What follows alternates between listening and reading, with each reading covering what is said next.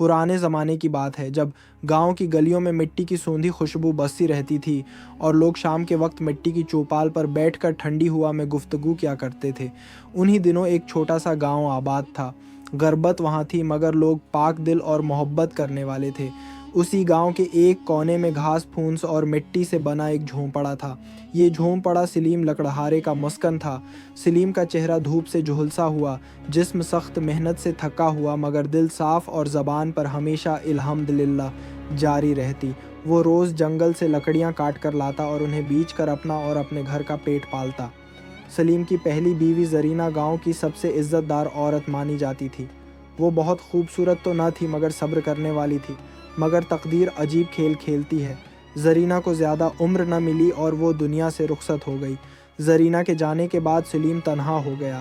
گاؤں کی عورتوں نے اسے مشورہ دیا کہ اکیلے زندگی کا سفر نہیں کٹا کرتا، کسی نیک عورت سے نکاح کر لو تاکہ گھر کا چولہا جلتا رہے۔ بہت سوچ بچار کے بعد سلیم نے دوسری شادی کر لی۔ نئی بیوی کا نام رقیہ تھا۔ وہ جوان، نازک مزاج اور کسی حد تک حسد اور جلن رکھنے والی عورت تھی۔ شروع دنوں میں اس نے گھر کو سنبھالے رکھا مگر دل میں ہمیشہ یہ چبھن رہی کہ وہ پہلی بیوی نہیں ہے۔ پھر جب اللہ نے اسے ایک بیٹی کی نامت دی مریم دا تو حالات بدلنے لگے۔ مریم کی پیدائش پر گاؤں کی عورتیں حیران رہ جاتے۔ سفید رنگ، چمکتی آنکھیں اور معصومیت سے بھرا چہرہ۔ اس کا رونا بھی لوگوں کو میٹھی سرگوشی لگتا۔ عورتیں کہتی سبحان اللہ، یہ بچی اس گھر کی برکت بنے گی۔ مگر رقیہ کا دل اس بچی سے بھی نہ پگھلا۔ وہ اکثر سلیم سے کہتی تم دن رات جنگل میں رہتے ہو، تمہیں کیا خبر اس بچی کو پالنا کتنا مشکل ہے، میں تو اس بوجھ سے تنگ آ چکی ہوں۔ سلیم صبر کرتا۔ اسے امید تھی کہ وقت کے ساتھ رقیہ کا دل مریم کے لیے نرم ہو جائے گا مگر ایسا نہ ہوا۔ مریم بڑی ہونے لگی، اس کی معصوم آنکھوں میں چاندنی سی جھلک نظر آتی۔ گاؤں والے تعریفیں کرتے سلیم کی بیٹی تو پری جیسی ہے۔ یہ باتیں رقیہ کے دل کو آگ کی طرح جلا دیتیں۔ وہ راتوں کو سوچتی یہ لڑکی بڑی ہو کر میرا نام مٹا دے گی، لوگ تو اسی کو زیادہ چاہتے ہیں، کیوں نہ اسے راستے سے ہٹا دوں۔ آخر ایک دن جب سلیم جنگل گیا، رقیہ نے طے کر لیا کہ آج مریم کو ہمیشہ کے لیے گھر سے دور کر دے گی۔ اس نے پیار کا دکھاوا کرتے ہوئے کہا آؤ مریم، میں تمہیں جنگل میں نئے پھول اور میٹھے پھل دکھاتی ہوں۔ مریم معصوم تھی، ماں کے ساتھ چل دی۔ اس کا ننھا ہاتھ رقیہ کی انگلیوں میں تھا۔ جنگل کی گہرائی میں پہنچ کر رقیہ نے مریم کا ہاتھ چھڑایا اور سرد لہجے میں کہا یہاں رہو، اب نہ میرا تم سے کوئی واسطہ ہے نہ اس گھر سے، جو تمہارے نصیب میں ہے وہی ہوگا۔ مریم روتی رہی، ماں کے پاؤں پکڑنے کی کوشش کی مگر رقیہ نے جھٹکا دیا اور گاؤں لوٹ گئی۔ چھوٹی مریم گھنے جنگل میں اکیلی رہ گئی۔ آنسو بہہ رہے تھے، دل ڈر سے لرز رہا تھا۔ وہ بار بار کہہ رہی تھی یا اللہ، میں کس کے سہارے رہوں گی۔ دن ڈھلنے لگا، اندھیرا بڑھنے لگا۔ اچانک جھاڑیوں میں سرسراہٹ ہوئی۔ مریم کا دل زور سے دھڑکا۔ اس نے سوچا شاید کوئی جانور ہے مگر سامنے سے ایک بندریا آئی۔ وہ عام بندریا نہ تھی۔ اس کی آنکھوں میں محبت اور چہرے پر ماں جیسا پیار جھلک رہا تھا۔ بندریا نے مریم کے آنسو پوچھے، اس کے لیے درختوں سے تازہ پھل لا کر رکھے۔ رات آئی تو بندریا نے اسے اپنے ساتھ لپیٹ لیا تاکہ وہ محفوظ سو سکے۔ یوں اللہ نے ماں کی جگہ اس کے لیے بندریا کو رحمت بنا دیا۔ صبح ہوئی تو ایک بزرگ عورت لاٹھی ٹیکتی آئی۔ سفید بال، جھریوں سے بھرا چہرہ مگر آنکھوں میں نور۔ یہ تھیں اماں فاطمہ۔ وہ جنگل کے کنارے ایک چھوٹے جھونپڑے میں رہتی تھیں۔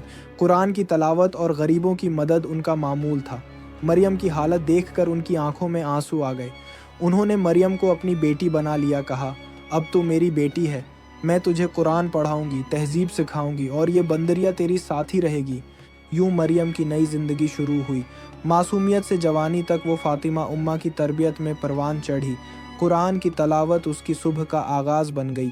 فاطمہ اماں اکثر کہتے بیٹی، دنیا کا سب سے بڑا سہارا صرف اللہ ہے، سچائی اور صبر سے بڑھ کر کوئی ہتھیار نہیں۔ وقت گزرتا گیا، مریم جوان ہوئی۔ اس کے چہرے پر نور اور آنکھوں میں حیا جھلکتی مگر دل میں ماں کے چھوڑ جانے کا زخم باقی تھا۔ بندریا اور اس کے بچے اس کے ہمسفر تھے، کبھی کھیلتے، کبھی پھل لاتے، کبھی اس کی گود میں سر رکھ کر سو جاتے۔ ایک دن اماں فاطمہ کو گاؤں سے باہر جانا پڑا۔ انہوں نے مریم سے کہا بیٹی ڈرنا مت، اللہ ہر جگہ تیرا محافظ ہے۔ مریم اکیلی رہ گئی۔ ایک دن کھانا بندریا کے بچوں نے بگاڑ دیا۔ तो मजबूर होकर मरियम मदद लेने करीबी गांव गई। वहां एक चालाक बुढ़ी और उसका दरंदा सिफत बेटा उस पर जुल्म ढाने वाले थे कि गांव के लोग शोर सुनकर आ गए और मरियम को बचा लिया। इसी हंगामे के दौरान एक शानदार काफिला गांव में दाखिल हुआ।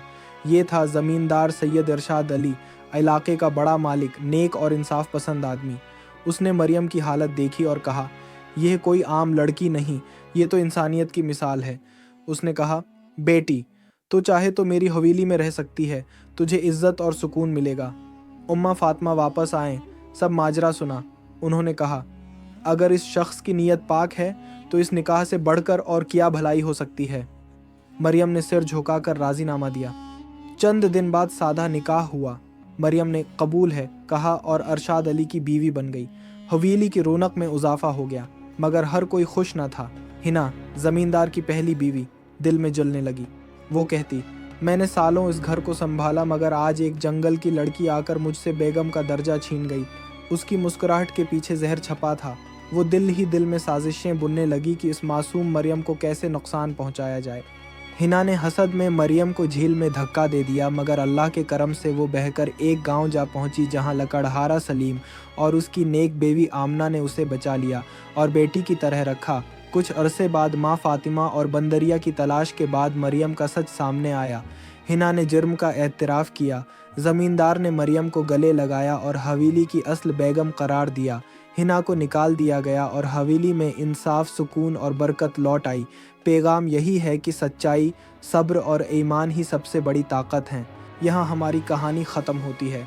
अगर ये कहानी आपको पसंद आई तो लाइक और सब्सक्राइब करना न भूलें, ताकि आप हमारे साथ हर कहानी देख सकें। मिलते हैं एक और नई वीडियो के साथ, तब तक के लिए अल्लाह हाफिज़।